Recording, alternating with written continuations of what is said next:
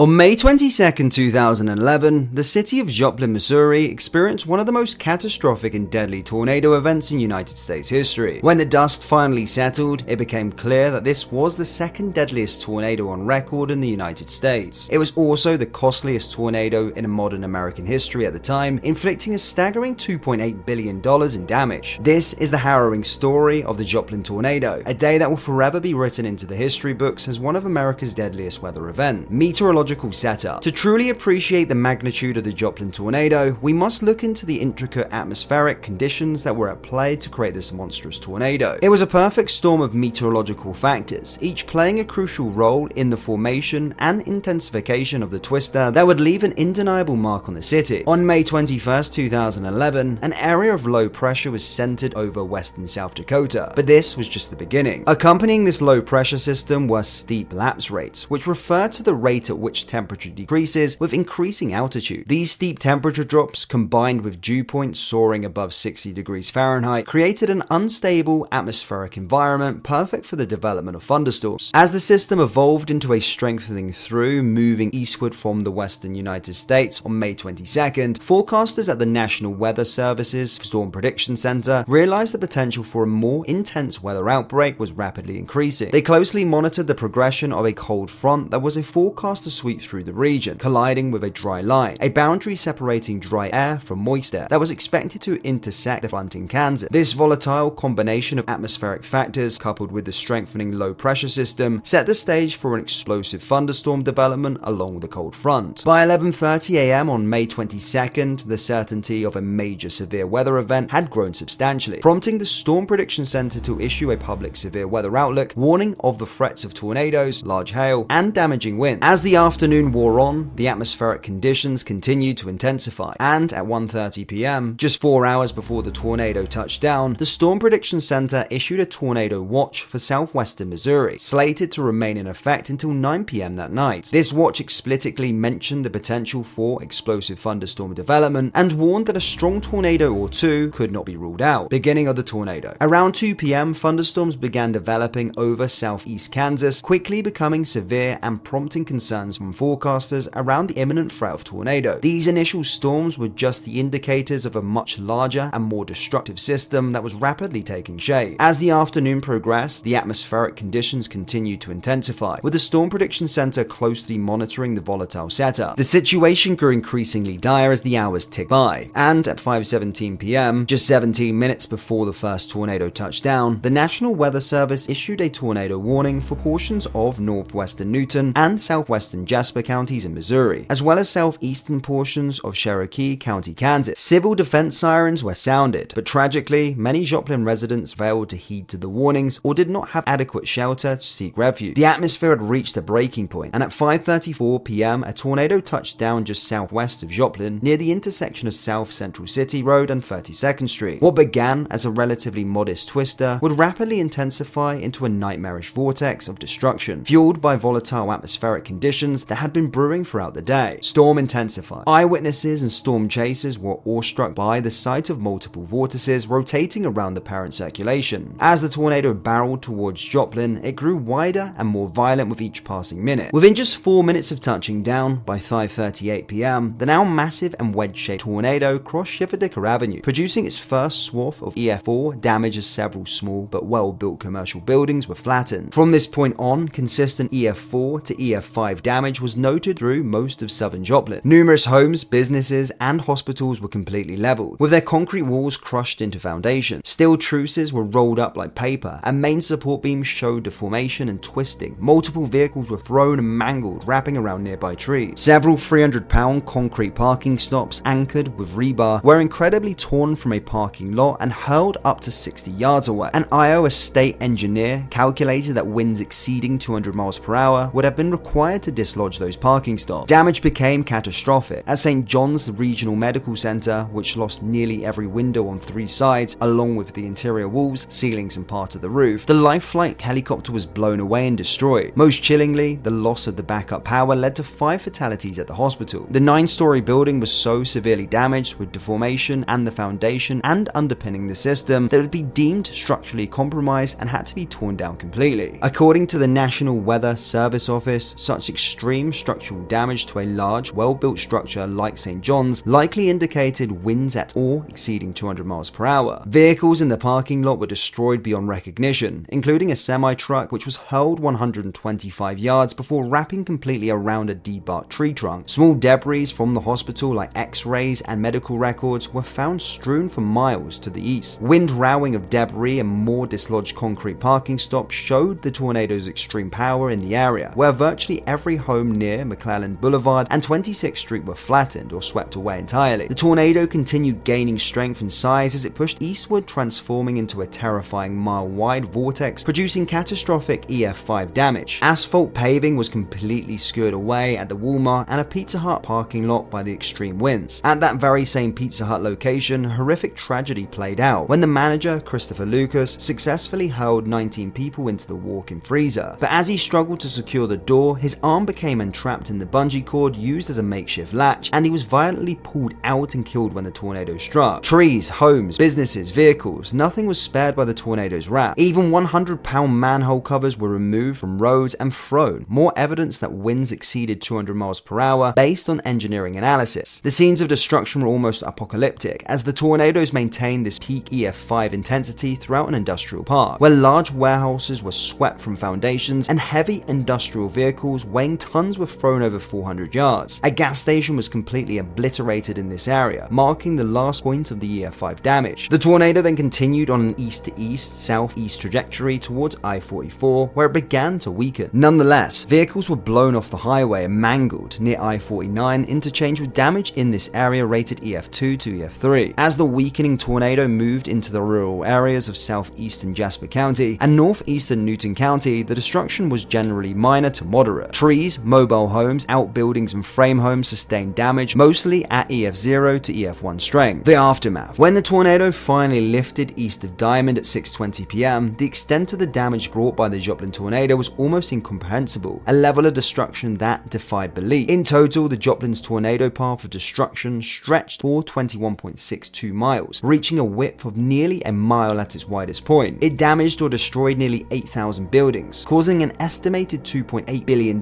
in damage, the costliest single tornado in United States history at the time. But the most staggering loss was the human toll. The city of Joplin was left to grapple with the loss of 158 souls, with an additional 8 indirect deaths in the coming weeks, making this devastating twister the deadliest to strike the United States since the Woodward, Oklahoma tornado of 1947, and the 7th deadliest in the nation's history. The grim reality of the death toll was compounded by the huge number of injuries sustained by those who survived. Countless individuals were left battered and wounded, their bodies bearing the scars of the storm's wrath. Injuries ranged from minor cuts and bruises to severe, life-threatening wounds inflicted by the storm's deadly arsenal of debris, which impaled and lacerated victims with sickening force. Among the most disturbing casualties were the patients at the St. John's Regional Medical Center, who perished not from the direct impact of the tornado, but from the failure of the facility's power and backup generators. But the toll extended beyond human life alone. In the aftermath, rescue crews found themselves faced with a heartbreaking task: the rescue and recovery of beloved family pets. While 944 pets were successfully rescued, many were never reunited with their owners. The scale of the destruction was almost incomprehensible. Approximately 25% of the city had been utterly destroyed, with an estimated 75% of Joplin sustaining some level of damage. The tornado had not only obliterated homes and businesses, but had also crippled the very infrastructure that supported the community. Thousands of electricity distribution poles lay toppled and mangled, their lines severed and useless. Water mains had been ruptured, leaving homes and businesses without access to the most essential resource. Cellular communications were heavily impeded, with cell towers toppled and fiber optic cables damaged, cutting off vital lines of communication in the critical hours and days following the disaster. Families who had narrowly escaped with their lives found themselves suddenly homeless, their lives upended by the sudden and total loss of their homes and possessions. The recovery. In the face of such an overwhelming destruction, the people of Joplin demonstrated an extraordinary resilience and determination to rebuild their community from the ground up. Within days of the tornado's devastating impact, a massive relief effort was underway, as local, state, and federal agencies, as well as countless volunteers from across the nation, descended upon Joplin to assist in search, rescue, and recovery operations. The Missouri National Guard deployed 191 personnel and had 2,000 more on standby, ready to be deployed if needed. The Missouri State Highway Patrol provided 180 troopers to assist the Joplin Police Department and other local agencies with of law enforcement, rescue and recovery efforts. But even with this outpouring of support, the scale of the cleanup effort was monumental. The tornado had left behind an estimated 3 million cubic yards of debris, enough to cover a football field over 120 stories high. It would take months of round-the-clock work, with over 410 trucks per day transporting debris to landfills in Joplin, as well as nearby Galena and Lamar, to clear the city of the remnants of the storm's fury. Rating dispute. In the years following the Joplin tornado, a debate emerged surrounding the tornado's rating on the enhanced Fujita scale. Initially classified as an EF5, the highest rating on the scale, some experts questioned whether the damage truly warranted such a designation. In 2013, the American Society of Civil Engineers published a study that disputed the tornado's EF5 rating. The study surveys damage on over 150 structures within a 6-mile segment of the storm's path, and the researchers concluded that over 83% of the damage was caused by wind speeds of 135 miles per hour or less, the maximum wind speed of an EF2 tornado. An additional 13% was attributed to EF3 wind speeds, and only 3% was consistent with EF4 wind. Remarkably, the study found no evidence of damage consistent with wind speeds over 200 miles per hour, which is the minimum threshold for an EF5 rating. The researchers attributed the inability to find EF5 damage to the absence of construction standards capable of withstanding such extreme wind speed. However, at the end of the day, the National Weather Service office in Springfield, Missouri, which conducted the initial damage survey, stood by the EF5 rating. Ultimately, while the debate surrounding the Joplin tornado's rating highlights the complexities and challenges of assessing tornado damage, the undeniable reality is that the storm's impact on the city and its residents was catastrophic, regardless of the specific rating assigned. The Joplin tornado of 2011 was a devastating and tragic event that left an undeniable mark on the city and its residents. If you found this video informative and want to stay updated with more content like this, don't forget to hit the like and leave your thoughts in the comment section below. Your feedback means a lot to me and helps me create better content for you. And if you haven't already, be sure to subscribe to my channel and click the bell icon to receive notifications when I upload a new video. That way you'll never miss out on one of my latest uploads. Remember, your support and engagement mean the world to me, and it's what keeps me motivated to bring you more captivating stories like this one. Until next time, stay safe and stay curious. Take care.